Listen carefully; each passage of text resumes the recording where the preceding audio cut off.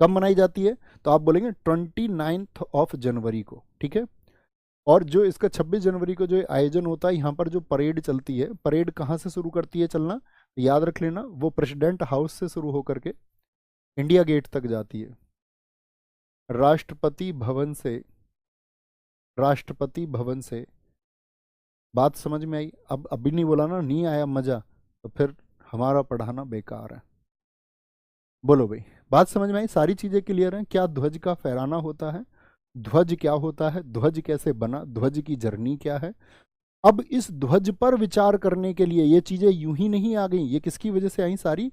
ये आई राष्ट्रीय ध्वज तथर्थ समिति की वजह से। उसने जो सुझाव दिए किस तरह का हमारा तिरंगा होना चाहिए, किस तरह का हमारा उसमें क्या ध्वजारोहण होगा, ये सारी बातें उसकी है, ये सब हमको पता होना चाहिए। अभी आया मजा?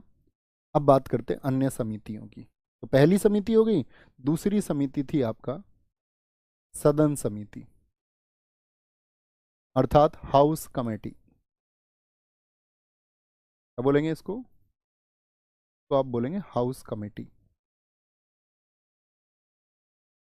सदन समिति के प्रमुख कौन थे? तो सदन समिति जो दी गई थी वो पट्टाभी सीतारमैया को। पट्टाभी सीतारमैया, नाम सुना है इनका कभी? जिनको सुभाष चंद्र बोस जी ने 1939 के चुनाव में हरा दिया था त्रिपुरी अधिवेशन में। पट्टाभी सीतारमैया। एक आपका कार्य संबंधी समिति थी, ये छोटी समितियां हैं, नोट करेंगे अच्छे से। कार्य संबंधी समिति, कार्य संबंधी समिति, कार्य संबंधी समिति का मतलब है वर्किंग कमेटी।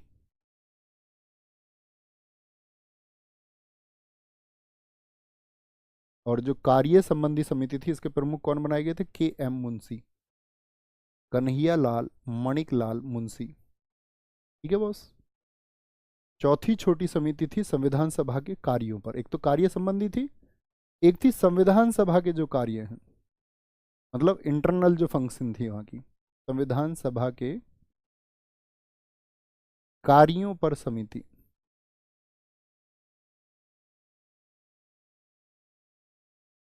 संविधान सभा के कार्यों पर, यानी कमिटी ऑन द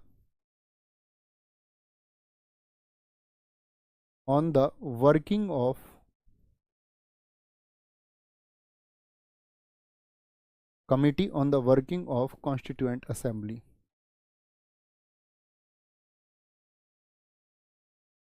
असेंबली वो किसके हिस्से थी? वो जीवी मावलंकर, जीवी मावलंकर। ओके। और एक समिति थी आपका साथी, याद रख लेना, वित्त और कर्मचारी समिति। वित्त और कर्मचारी, ये छोटी समितियां हैं, इनको सिर्फ याद रखना है। Finance and staff, finance and staff committee. Finance and staff committee कौन सी थी? डॉक्टर राजेंद्र प्रसाद जी को इसकी जिम्मेदारी दी गई, डॉक्टर राजेंद्र प्रसाद जी। ओके। एक समिति थी वित्त और कर्मचारी के अलावा नागरिकता, और हाँ एक नागरिकता और एक उस पर सर्वोच्च न्यायालय, दोनों प्रमुख हैं। नागरिकता, नागरिकता पर तदर्थ समिति। भाई नागरिकता भी तो एक विषय था देश का, सभी विषयों पर बनाई गई थी। यानी कि ad hoc committee on, ad hoc committee on citizenship. और नागरिकता पर जो ये तथर्थ समिति बनाई गई थी, इसके प्रमुख बनाए गए थे एस वरदाचारी। नागरिकता पर भी, और साथ ही याद रख लेना सुप्रीम कोर्ट पर भी। सर्वोच्च न्यायालय पर तथर्थ समिति, सर्वोच्च न्यायालय पर तदर्थ समिति, यानी कि ad hoc committee on supreme court. इसके प्रमुख कौन थे दोस्त? इसके प्रमुख थे एस वरदाचारी। ठीक है। और एक अन्य आपका यही महत्वपूर्ण है, भाषाई प्रांत आयोग। भाषाई प्रांत आयोग समिति। भाषाई प्रांत समझ रहे हो, मतलब हमारे देश में आप जानते हैं हर प्रांत में आपका अलग अलग भाषा थी। Linguistic province, linguistic province committee. जैसे आप जानते हो कि भाषा के आधार पर हमारे देश में बहुत सारे आंदोलन भी हुए और इसके प्रमुख थे एस के धर। लेकिन याद रख लेना, ये कमेटी का गठन जो किया गया था वो 17 जून 1948 को हुआ, कि जब हम भाषाई आधार पर प्रांत पढ़ेंगे ना तब हमें इसकी ज़रूरत होगी। जब हम राज्य पुनर्गठन आयोग पढ़ेंगे 1953, हम देखेंगे आंध्र प्रदेश का गठन किस प्रकार से हुआ था, तो वहाँ पर हमको एस के धर, वहाँ पर मैं आपसे प्रश्न पूछूंगा कि भाषाई प्रांत आयोग पर जो समिति बनी थी उसके प्रमुख कौन थे, तो आप कहेंगे एस के धर। ठीक है, क्या बोलेंगे? आपका कोई दिक्कत कोई परेशानी इस बात में? बोलेंगे?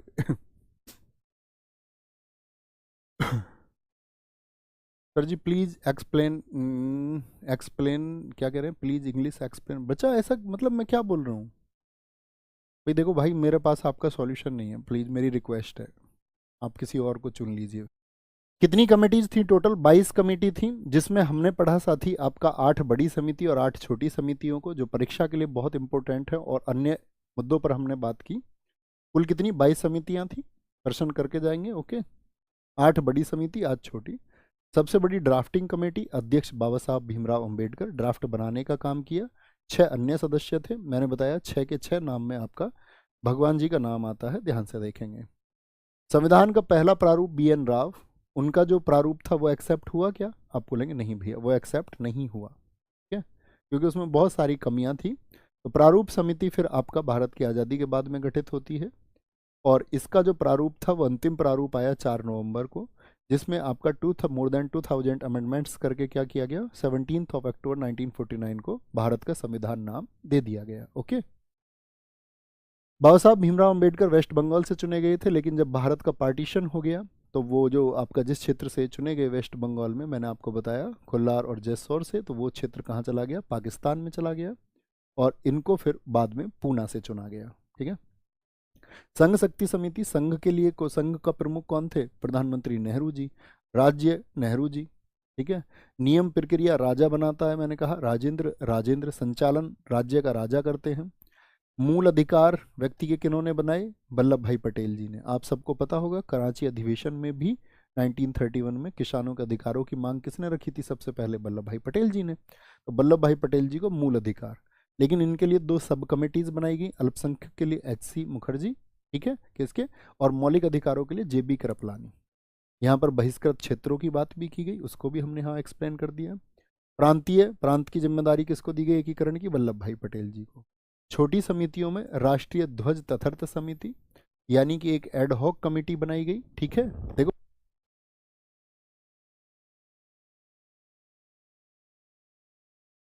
तो यहाँ पर आपका हमने तिरंगे के बारे में बात की। तिरंगे के लिए सबसे पहले व्यक्ति को अधिकार किसकी वजह से मिले? नवीन जिंदल। ये बात क्लियर है? राष्ट्रीय सम्मान, आप जब किसी आपका जो राष्ट्रीय महत्व की चीज़ें उनका सम्मान नहीं करेंगे तो उनके लिए कौन सा एक्ट है हमारे यहाँ? राष्ट्रीय सम्मान के अपमान की रोकथाम अधिनियम 1971 है। ध्वज के बारे में हमने जाना, ध्वजारोहण और ध्वज फहराना। ध्वजारोहण 15 अगस्त 1947, और आपका ध्वज जो फहरता है वो आपका 26 जनवरी यानी गणतंत्र दिवस पर, और देश के राष्ट्रपति उसको फहराते हैं। 26 जनवरी के आयोजन के बारे में हमने जाना, किसी दिन मैं आपको बताऊंगा, जैसे जिक्र आएगा कि किस तोपों की सलामी या आपका किस तरह से वो सलामी दी जाती है, उस सब की बात भी हम करेंगे किसी दिन, जानते रहेंगे धीरे धीरे। हाउस कमेटी पट्टाभी सीतारमैया, आपका वर्किंग कमेटी कार्य संबंधी समिति KM मुंशी, संविधान सभा के कार्यों पर जो समिति थी committee on the working of constituent assembly JV Mavalankar. वित्त कर्मचारी राजेंद्र भाई, वित्त कौन देखेगा देश का? कर्मचारी किसके जिम्मे? राजा के जिम्मे। नागरिकता और सर्वोच्च न्यायालय, ये वरदान याद रख लेना, वरदाचारी। और भाषाई प्रांत के लिए आपका SK धर। ठीक है, बोलेंगे भाई, बोलेंगे भाई, चलें भाई आराम से भाई फटाफट से। सर तदर्थ का क्या मतलब होता है? देखो तदर्थ का मतलब होता है, आप लिख लीजिए जो साथी नहीं जानते, एडहॉक का मतलब होता है किसी विशेष उद्देश्य की प्राप्ति हेतु। जैसे आप पढ़ोगे एडहॉक जजेस, तो वे एडहॉक जज लाई क्यों जा रहे हैं? किसी विशेष उद्देश्य के लिए, मान के चलो कभी संख्या कम पड़ गई, एडहॉक बुला लिए। ठीक है, तो क्या बोलेंगे, आपका एडहॉक का मतलब भी होता है, लिख लीजिए किनारे पर कहीं, किसी विशेष उद्देश्य के लिए, फॉर ए स्पेशल ऑब्जेक्टिव, कहीं भी इस्तेमाल कर सकते हैं आप, ये एकमात्र शब्द है तदर्थ के लिए, किसी भी विशेष उद्देश्य की प्राप्ति के लिए। ठीक है, बताएं भाई, भारतीय संविधान के मसौदे को पहली बार किसने तैयार किया था? तो तैयार किसने किया? बाबा साहेब भीमराव अंबेडकर। यहां पर आप गलती कर जाएंगे, B.N. राव ने तैयार किया था, जो आपका एक्सेप्ट नहीं हुआ था। देखो अभी भी कुछ लोग ए कह रहे हैं, मैंने कम से कम 4 बार क्लास में बताया है कि मत लिखना, तुम्हें मैं डंडा लेके पढ़ाऊंगा तब तुम ठीक पढ़ोगे। प्रारूप समिति ने भारतीय संविधान का पहला प्रारूप कब प्रकाशित किया था? तो पहला प्रारूप कब बना था? जून 1948 में, मई 1948 में, क्या बताया था मैंने, फरवरी में, 21 फरवरी 1948 को, 21 फरवरी 1948 को। ठीक है, निम्न में से कौन संविधान की प्रारूप समिति के सदस्य थे? बताओ भैया, कौन कौन सदस्य थे? गोपाल थे कृष्ण जी के नाम से जी, नेहरू जी थे, आप कहेंगे नहीं भैया कृष्ण जी का नाम नहीं आ रहा है, अल्लादी कृष्ण स्वामी कृष्ण जी का नाम आ रहा है, जी भैया थे, सरदार पटेल कृष्ण जी का नाम आ रहा है, नहीं आ रहा, और कितना आसान चीजें कर सकते हैं भाई, 1 और 3, 1 और 3, 1 और 3। संविधान सभा की प्रारूप समिति में कितने सदस्य थे? तो क्या बोलोगे, 1 + 6 भैया, आपका 7 सदस्य थे, 7। संविधान सभा द्वारा संविधान के निर्माण के लिए कितनी समितियां बनाई गई थी? मैंने आपसे कहा ना, दिल्ली पुलिस कांस्टेबल में पूछा गया था, कितनी समितियां? 22 कमिटीज टोटल फॉर्म की गई थी। डीपी खेतान की मृत्यु के बाद में प्रारूप समिति का सदस्य किसको बनाया गया था? एन माधव राव तो बने थे BL मित्रा की जगह, और आपका डीपी खेतान जी की डेथ के बाद में TT कृष्णमाचारी को। ठीक है, क्या बोलेंगे, डीपी के बाद में TT, याद रख लेना, डीपी के बाद में TT, जैसे होता है ना टीका लगता है, एक DPT का टीका लगता है ना, डिप्थीरिया, DPT, याद रख लेना, DP की जगह पे कौन थे? TI, TTI। संविधान सभा में इनमें से किस समिति का नेतृत्व जवाहरलाल नेहरू ने नहीं किया है? जवाहरलाल नेहरू जी के पास में कौन सी समिति नहीं थी? संचालन का काम राजा का मैंने आपको बताया, स्टीयरिंग किसके हाथ में होता है? राजा के हाथ में होता है। तो राजेंद्र प्रसाद, कौन थे? राजेंद्र प्रसाद थे। भारत की संविधान सभा की मौलिक अधिकार उप समिति, देखो दोस्त ध्यान देना, मौलिक अधिकार समिति लिखा हुआ है तो वल्लभ भाई पटेल, उप समिति आए ना, समिति और उप समिति यही अंतर है।